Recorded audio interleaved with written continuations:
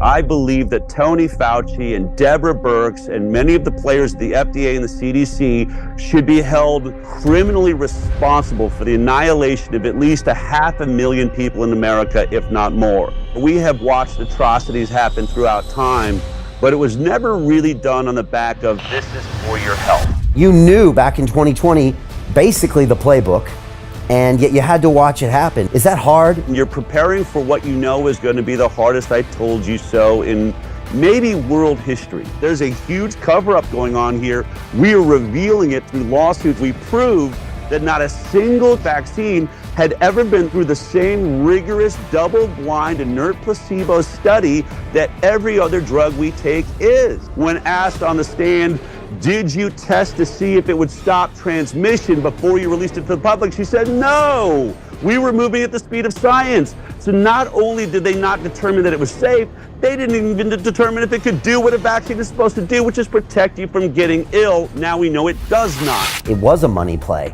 and it was hundreds of billions of dollars or nothing. This is a horror that took place, and it has been awful to watch it, and it has been sad, and it is a blight and a dark moment in the history of America and this world, and it's a disastrous, disgusting moment for all of science, what we just watched take place.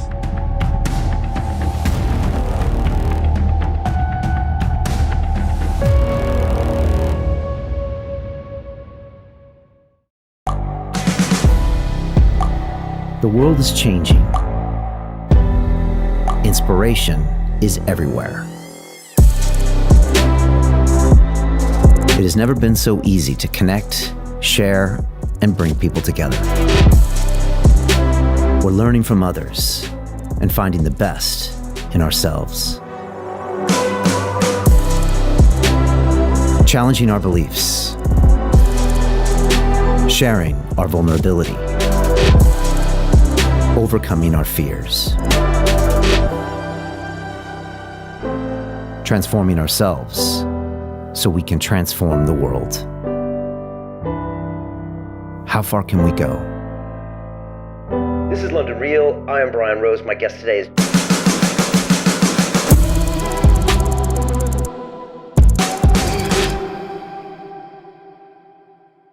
This is London Real. I am Brian Rose. My guest today is Bigtree, the filmmaker, Emmy Award-winning producer, and medical journalist. You are the founder and host of The Highwire, which has become one of the fastest growing health news talk shows with over 100 million views to date. You're also the CEO of the nonprofit Informed Consent Action Network, which leads worldwide investigations into drug and vaccine fraud, resulting in successful lawsuits against many U.S. government agencies. You are regarded as one of the world's preeminent voices of the vaccine risk awareness movement, and your mission is to expose the fraud, lies, and conflicts of interest that have allowed Big Pharma to evade standardizing safety testing for vaccines. You recently starred in the documentary Plandemic, The Great Awakening, which was streamed live on your platform to millions of viewers worldwide. You ultimately believe that the pharmaceutical industry is now an existential threat to the future of humanity. Del, welcome back to London Real. It's so good to be back. And man, after that intro, what else do we have to talk about? You got it nailed to the wall. That's fantastic. Look, we got so much to talk about. You know, I want to jump in and just find out what it was like, that red carpet experience, you know, when you're about to premiere a film to 2,500 people in Austin, you're about to live stream it, and you got like, kind of like the, you know, Entertainment Tonight, Hollywood, you know, action there with people in different places. You got my friend JP Sears over there, and of course, Alex Jones, and I had actually just seen him a few weeks earlier. So I want to know what that's like, and then I want to talk, because we go way back. You know, people don't know that back in 2020, in the early days, when the shiz was hitting the fan, there were very few people broadcasting through the early days of the madness, and you were one of them. We were also one of them, but there weren't many others. But you were there, and you were barely on Instagram, I think, at the time. I think you'd been thrown off all the other platforms, and you were on your website. But you know, people need to remember that you've been there from the beginning, and I just think that's a massive deal. So we'll get back to that. How was the premiere? Was it always the plan to get Highwire involved, to do the stream? Tell me about it. Yeah, Mikki Willis, who made The Great Awakening, came to me about a half a year ago or so, and said that he was, would like to use the Highwire and our platform to premiere his new film when it was finished. So I said it would absolutely be an honor. Obviously, this would be the third installment of what has been an incredible series. That first episode, or film of Plandemic, it reached 1 billion people worldwide. It's just been astronomically successful. And so, in planning for that, the ideas just got bigger and bigger. And it was actually Mikki Willis has said, we wanted to have a theatrical premiere of Plandemic 2 in the middle of the pandemic, but no theater was allowed to be open. And he said, so I want to make up for that. We're going to go big, and he decided to go with basically the Opera House in the center of Austin, which is a very liberal town. I mean, I live here in Texas, just outside of Austin. So if you're sort of out in the sticks, if you will, we didn't really feel the pandemic that much. I would only, wearing masks was only something you had to do if you went into the Whole Foods in town. Otherwise, you were able to sort of, escape that madness. But Austin Central, the city, is like San Francisco, Texas. And so, to put this theatrical event in the middle of Austin, in a very liberal space, and really the biggest theater I think that they have, with 2,500 seats. I remember sitting in the screening and looking back. There are two, balconies that were packed. I don't remember seeing an audience like that watching a movie since I watched the premiere of Star Wars when I was 7 years old. So, and I think, to put it in context, and of course, as you pointed out, not only were we live streaming on our network, thehighwire.com, we also did a red carpet. So we had cameras, out in the lobby with all of the star-studded people that were coming in, many of whom you've already talked about, Alex Jones and J.P. Sears and other luminaries and scientists and doctors that have been brave and come forward throughout this to tell the world the truth. And I was hosting that, which was a lot of fun to play that game. But, someone asked me, where, do you feel like this movement has grown, or do you feel like there's been a change since, you first released your film? The film that put me in the middle of this, of course, was Vaxxed, From Cover Up to Catastrophe, which sort of swept the world in a slower manner. We didn't sort of have the exact type of internet release. I went for a theatrical release with that all the way back in April of 2016. That was a massive success, incredibly censored, as Plandemic has been, and many of the things you've done. And so, as you're saying, I go back to 2016, really, in this conversation around vaccines, and was censored and kicked out of Tribeca Film Festival, if people remember. That really catapulted us into the headlines. It was actually something I had planned on. I knew that the controversy would give attention to our film and was ready to ride it. I didn't know it would be Tribeca where it would launch into that level of controversy. But what I said when I was asked on the red carpet, do you feel like you've grown? When we launched our film back in 2016 in April, Vaxxed, we were at a 105-seat theater at Angelica Film Center that was brave. Good on them. They were brave enough to air a film that was being attacked by every headline across, every newspaper and news agency across the nation. And we had a line down the block, but that was, a line to get into a 105-seat theater, to, just a couple of days ago, to have had a 2,500-seat theater packed to the brim, red carpet. We had lights blowing up into the sky.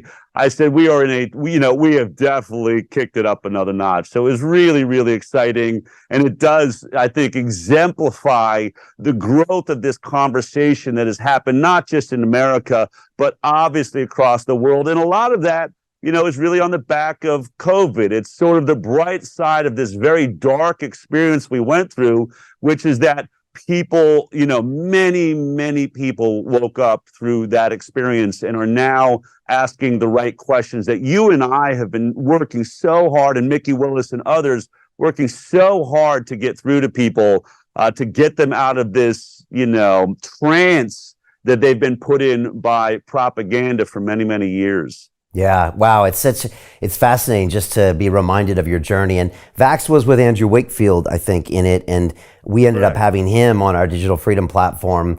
After we went down the rabbit hole, around April, May 2020. And we had, I think, Sherry Tenpenny, which was at your premiere as well, Judy Mikovits, which was there as well. And we went down the line and my eyes opened up. And I remember my first conversation with Robert F. Kennedy, who is now running for president, go figure. And I remember I walked into that interview thinking I'm lining up first in line to get my vaccination. You know, I was trained at MIT, and when you're trained as an engineer or a scientist, you almost fall in love with the science and you don't look at necessarily what's behind the science. And so you fall in love with the concept of a vaccine, which is a beautiful thing. But I still remember when RFK broke down everything behind it. And at the end of that episode, I was just questioning everything. And that's how it started. And it's been fascinating to watch his journey, because I knew early on that this was a guy that's extremely intelligent, extremely credible, extremely knowledgeable, extremely grounded as a human. And yet he was just vilified as the anti-vaxxer in the press, et cetera. And now to see him kind of coming around as he runs for president, you know, he was just on the Joe Rogan Experience and I was listening to it. And Joe opened up the episode and said, look, I was one of these people, you know, and he probably was up until 2023, right? And he said, I just thought you guys were anti-vaxxers and you were crazy and you missed the point. And even I bought into the media narrative that I should be immune to, because I'm in the media business and I've been canceled and most of my guests have been canceled. And it was fascinating to hear Joe say, look, you know, I even judged you. And I'm not done with the interview, but, you know, Joe seems pretty enraptured with JFK, which I think anybody is when you listen to him more than 30 minutes. And Joe is sitting there going, wow, I had no idea. Wow, I had no idea. Wow, I had no idea. I just assumed. And by the way, they just mentioned you being at a meeting with Fauci back in the day. And so it was nice to hear your name come up, you know, just to remind people that you've been doing this for so long. So, yeah, I don't know. It's just fascinating for me to watch how this has all evolved. And, you know, Del, we were being called crazy. At least I know I was. I was new to the fight in 2020. But man, people, they just thought we were insane by asking these questions. And now 3 years later, there's so much evidence that so many people are opening their eyes. And I don't know, I guess that's a really positive thing, right?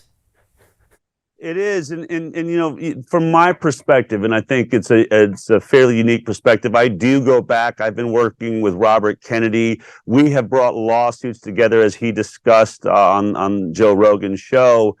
We have had some co-lawsuits against our regulatory agencies in the United States of America, particularly against Health and Human Services and the NIH. That's what my nonprofit has been. You know, I would say we're the most successful nonprofit at bringing litigation against the government of the United States, at least when it comes to you know, health issues, especially around the vaccines. We have won lawsuits against the FDA, the NIH, CDC, Health and Human Services, which is the only way you can really reveal the things that Robert Kennedy Jr. is talking about now publicly. All of this was hidden because of these liability protections that our government granted to the pharmaceutical industry back in 1986. Because of that, there's no way to get any sort of these revelations. No court cases are allowed. You cannot sue the manufacturer. It's, I think, really the only product like it in America. You can make a light comparison to some of the protections around the nuclear plants in this country, that they also, because they say that they can't provide perfect safety, therefore they need to be, you know, exempt from liability. But that's how the vaccines have worked. So those lawsuits have been very important. But as I said, I started this back in 2016 with the documentary. In 2017, I started my nonprofit. And so, yes, I think what COVID provided is we were winning these lawsuits. It's why I started my show, The High Wire. Was I had this attorney, Aaron Siri, who is the best in the business. RFK brought him up on Joe's show. Also, he's strictly our attorney for the Informed Consent Action Network. He doesn't work with anyone else in this space.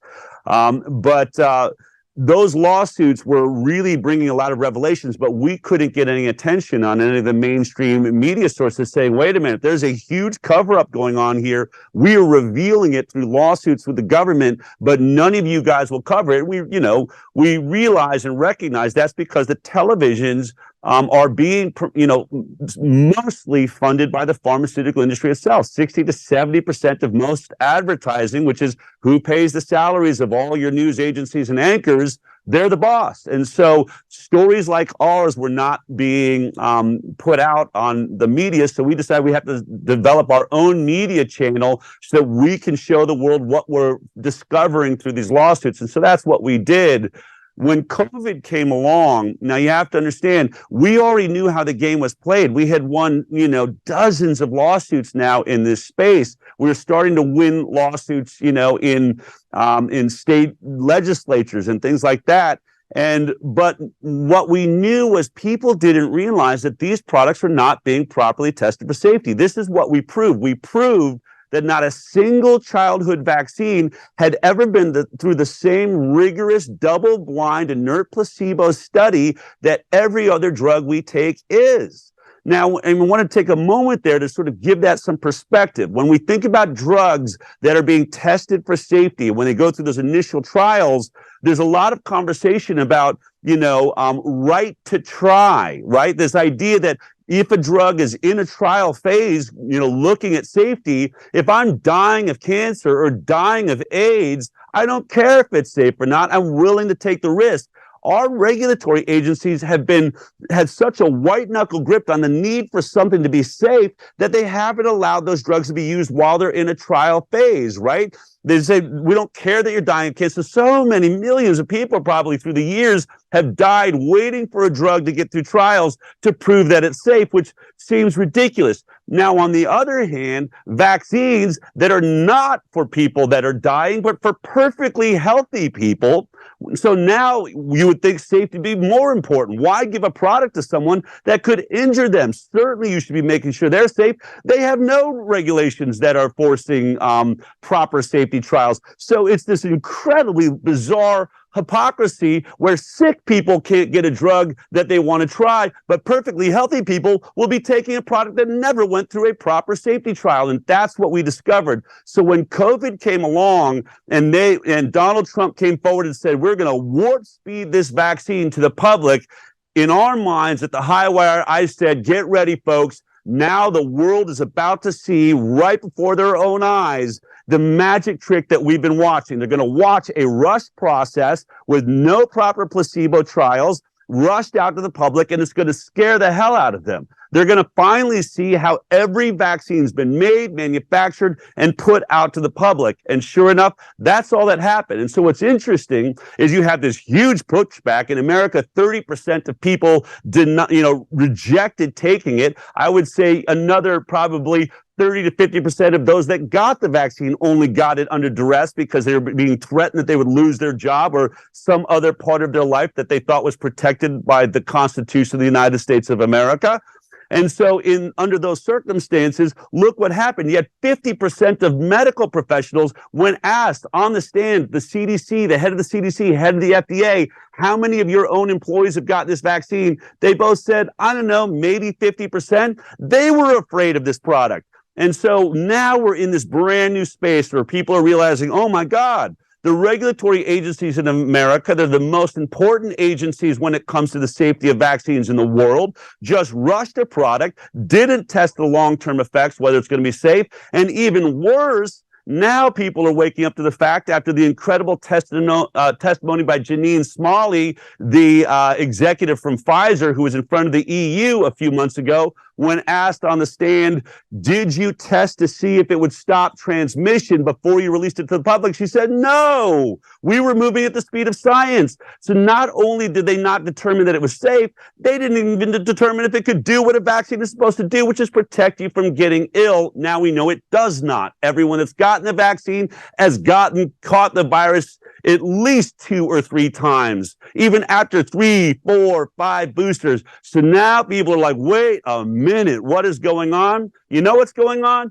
The same thing that is going on with every other vaccine. The only difference is that children that were losing the ability to talk, losing the ability to walk, dying after vaccines, the parents were the only ones that had to witness it. They weren't medical professionals. And so the establishment was able to say, that's crazy. It had nothing to do with the vaccine. But now adults are getting sick. Adults are having heart attacks. Adults are having strokes right after the vaccine. Healthy people are able to say, I was healthy moments before I got this vaccine, and now my life has been destroyed. That's the only difference, is now adults are making the claim of vaccine injury, when prior to this moment, it was mostly children, and they were all written off. Well, now the world has stopped writing this problem off, and now we have some serious work to do. So in that sense, it's a good result.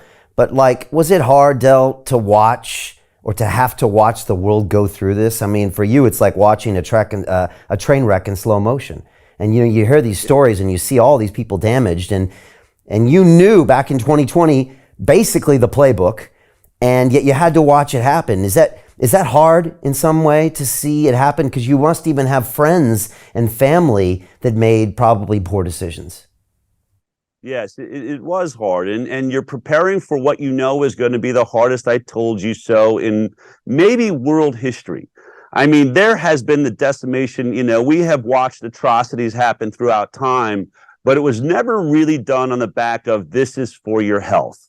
And that is what happened here. I believe that Tony Fauci and Deborah Birx and many of the players of the FDA and the CDC should be held, criminally responsible for the annihilation of at least 500,000 people in America, if not more. And less really for the vaccine, but more for the rejection of the products that showed incredible success, like hydroxychloroquine and ivermectin. These were products that were being very thoroughly tested, had already proven to be incredibly safe for decades. So even if it was only a placebo, why would you block its use? And if you had doctors that were seeing real results, they should be allowed to treat their patients with what they think works. There was no harm or danger to these products, but instead our government agencies got involved. They, ended up forcing hospitals to fire doctors that were using these life-saving measures. And for those reasons, the studies now show us that had they used ivermectin in America, had we used hydroxychloroquine, we would have saved at least 50% of those that died here. And the doctors that were, screaming from the mountaintops, like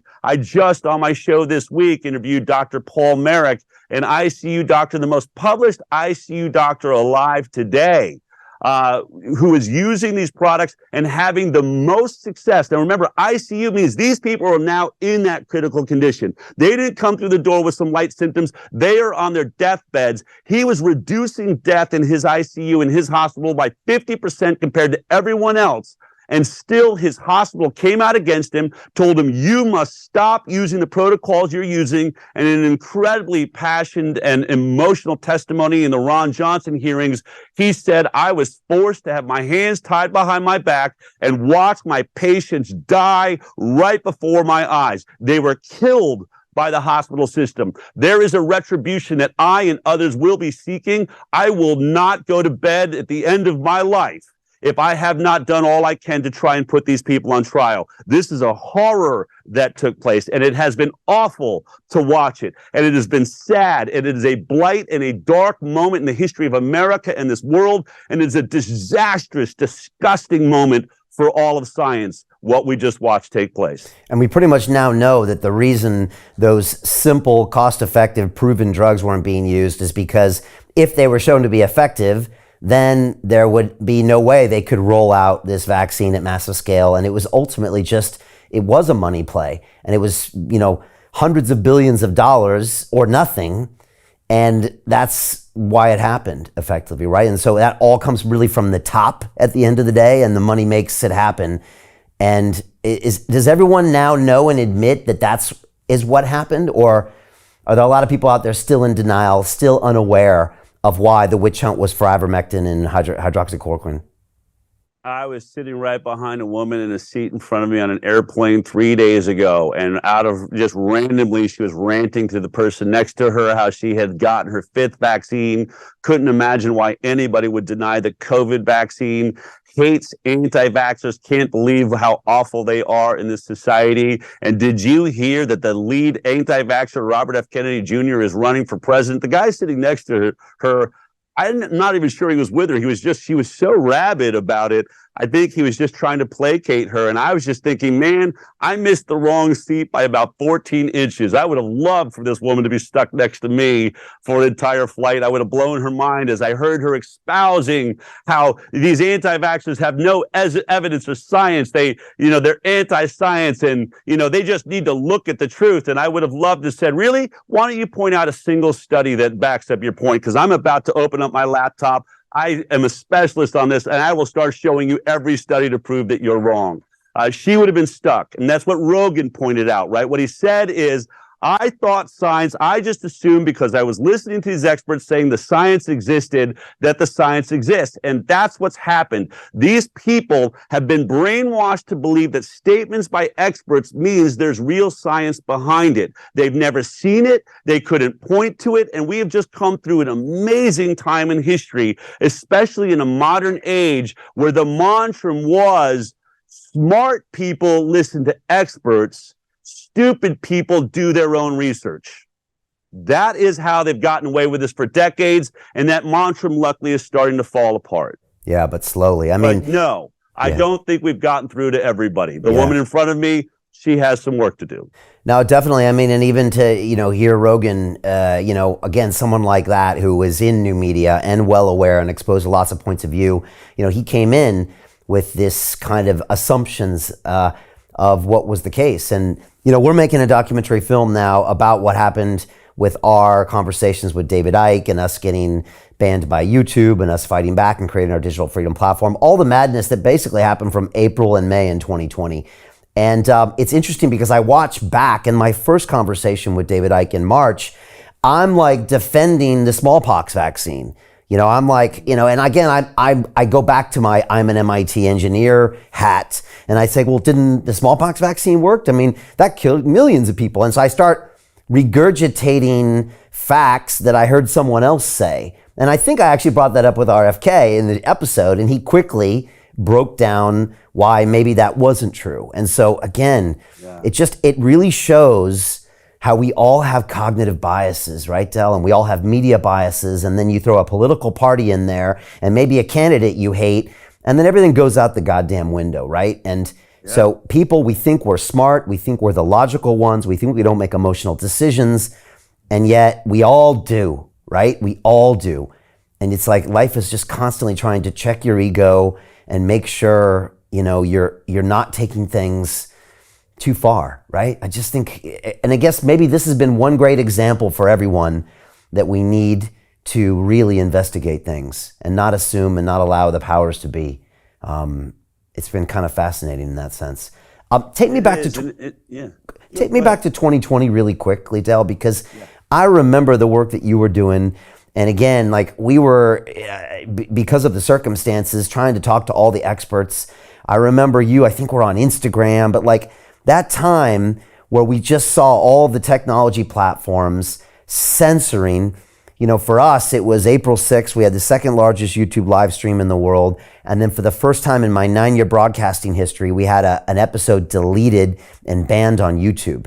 And for me, Del, I know you had been dealing with this for maybe 4 years, but for me, I was like, what the heck is this? I thought the weirdos were the ones that got censored, those fanatics. Yeah. And everybody thinks that until it happens to you. And I had this visceral response from deep down inside me that just knew something's not right when you can't have freedom of speech. And then I got an education by fire that these tech platforms were their own governments. And then later I would find out about Twitter files and all this other manipulation going on. But how can you take us back to what that 2020 was like for you? Well, I mean, you have to remember, right? I was kicked out of one of the top, film,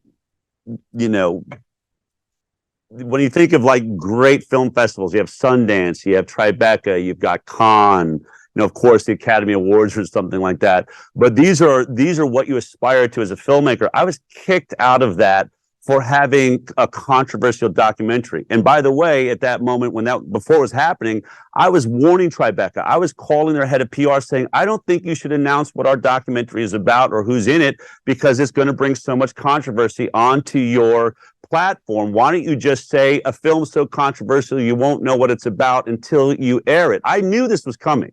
I knew this issue was this heated because the person I was making the film with was Dr. Andrew Wakefield. And by the way, I did a deep dive on him before I even decided to work with him on the film, because obviously my reputation would be attached to his for the rest of my life. So I had to look into his story, and my investigation of his story proved that one of the great frauds of all times was the removal of his license, and the reason they said it was removed. This was a guy that never made an outrageous claim. In fact, everyone thinks that the famous Lancet paper, and I know I'm going back in the weeds, but this is the heart of where this is all at, back in the early 1990s, when Andy Wakefield first says, look, I have just done a study where we have 12 parents with children with autism, and each one of them, everyone in our interview said, my child's autism started right after the MMR vaccine.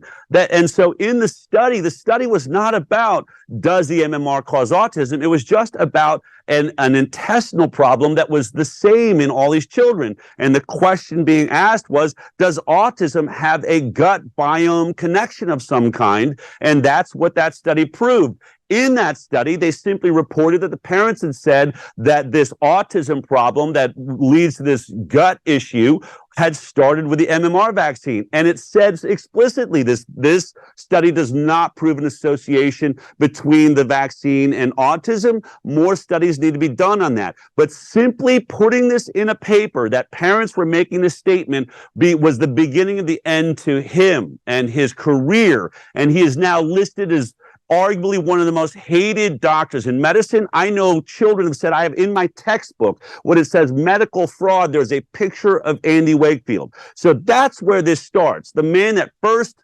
warned us that there may be a problem here, wanted to do more science on it, he was censored. So then when I'm working with him and I'm making a film, I'm kicked out of Tribeca Film Festival. There were bomb threats in theaters we were trying to get into around the world. When we would pull into a town, the local medical hospital or university would put out an article, do not go see this film. These people are getting children killed.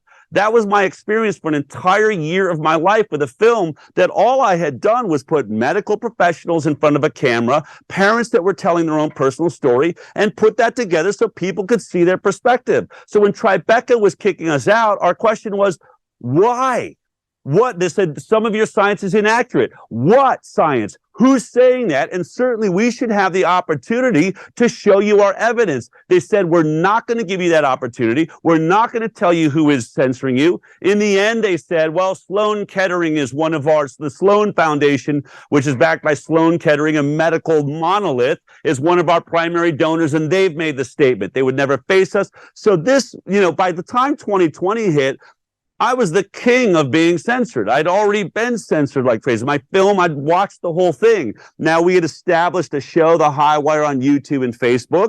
We were starting to put these, and we'd already had a few of our episodes had already been canceled and erased even before COVID hit. So we knew we were in a dicey space once COVID came along. But you have to imagine, I mean, this is like, you're the one person on a field left, and you're the kicker, and the guy's just running right at you. Like, aren't you going to try to go around me? I mean, they ran right into us. We tackled this thing and hit to the ground because we knew their entire play. We knew the whole game. So we were able to immediately jump on this story. And of course, very early on, they wiped out our Facebook, wiped out our YouTube, took it away permanently at the time. I think we just got our YouTube back, if I'm correct. We're being very careful with that.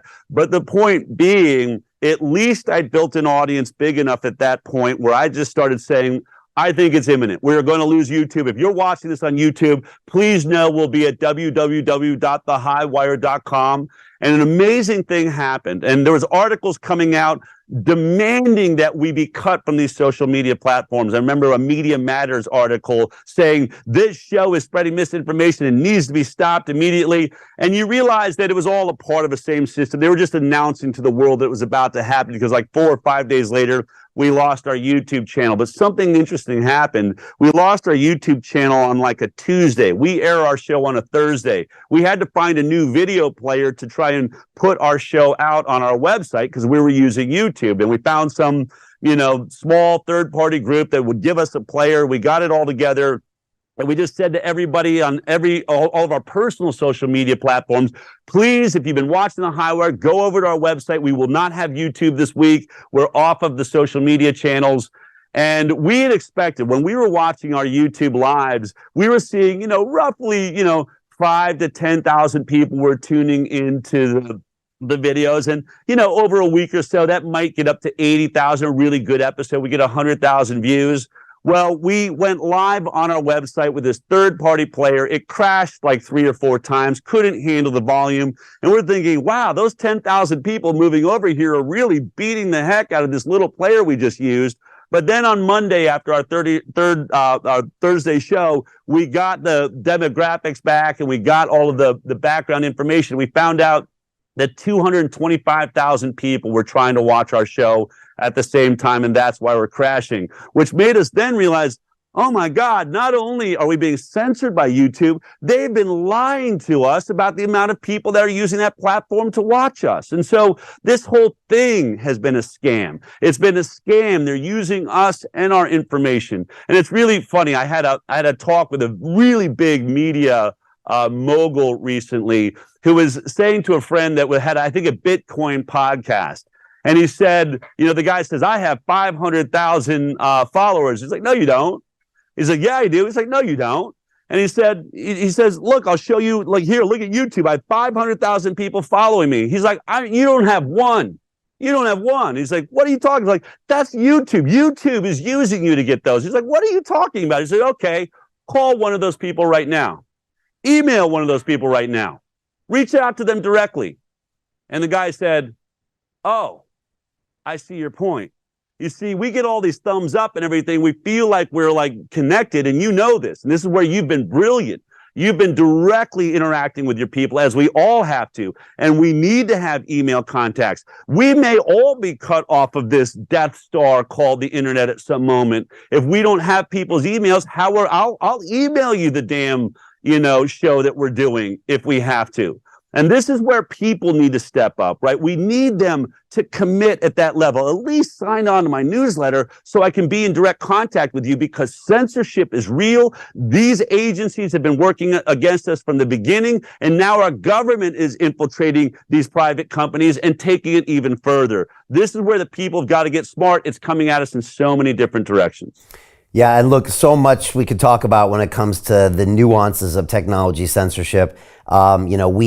We struggled as soon as we got that one video deleted off YouTube.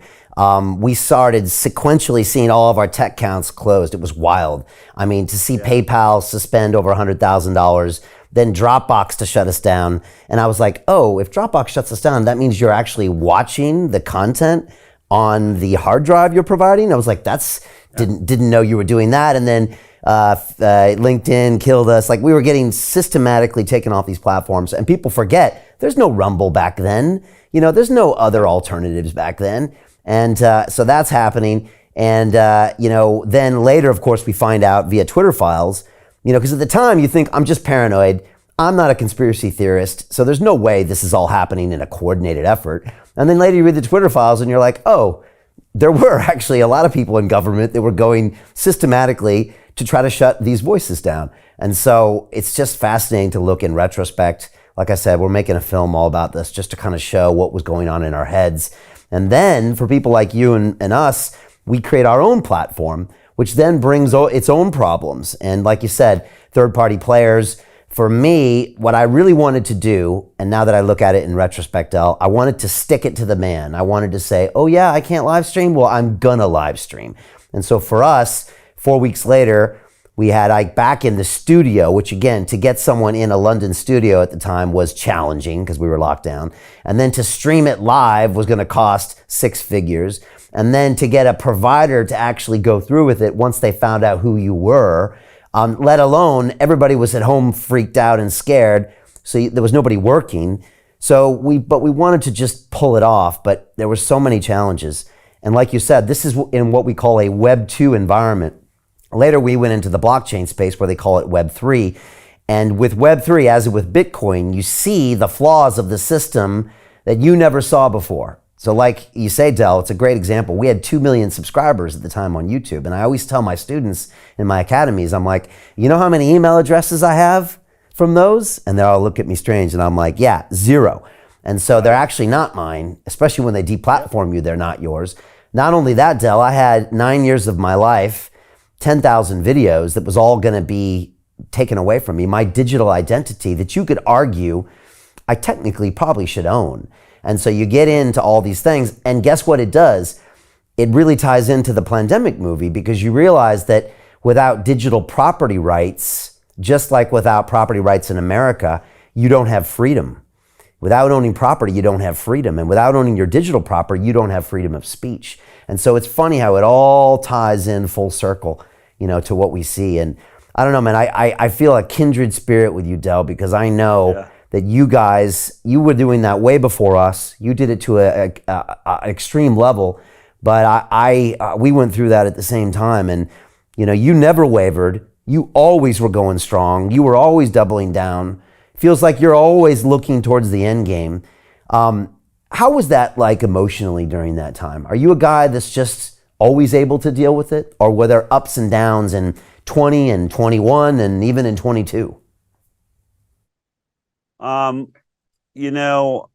To be totally and completely transparent and honest, I had a very strong feeling when I got involved with the film Vaxxed. I feel like there were several miracles that made that happen. And I've told the story many times, and it's probably too long to talk about here.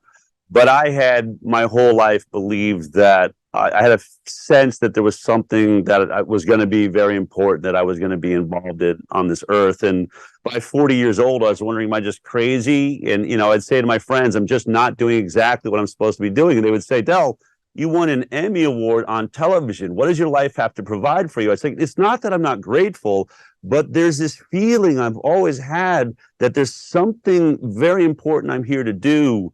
And the moment I came in contact with Andy Wakefield and he sat me down, he'd already been working on that documentary for, over a year.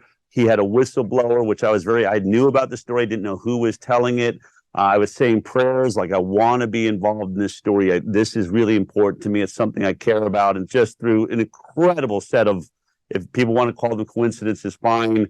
Within days of really focusing on it, found myself with Andy, and I watched that documentary, and the realization in that moment was, oh my God, this film needs everything that I've been learning how to do through my whole life. In fact, all of my failures, all of my successes, suddenly, like my life passed before my eyes, made perfect sense. And I had this incredible feeling and thought that not only am I qualified right now to do what this film needs to do to change this conversation in the world, I think I am the most qualified person for this very unique and specific moment. And in that moment, that hole disappeared, and I felt like I was aligned with my destiny. I know people will make that what they want.